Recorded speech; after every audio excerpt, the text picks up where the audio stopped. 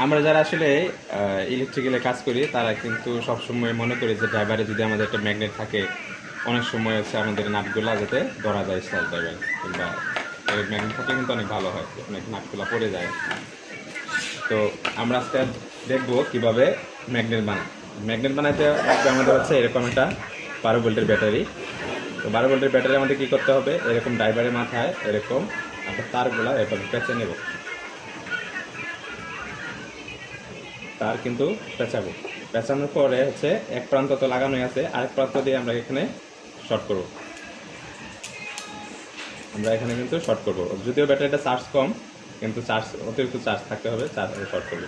Short করার পর আমাদের কিন্তু এই ড্রাইভারটা কিন্তু একটা ম্যাগনেট হয়ে গেছে। এই দেখেন তার প্রমাণ, এই দেখেন নাট কিন্তু ধরতেছে, এই দেখেন আগে কিন্তু এটা ধরে নেই, ঠিক আছে, এখন কিন্তু ঠিকই করতেছে। এই দেখেন প্রত্যেকটাই কিন্তু ধরতেছে, দেখছেন।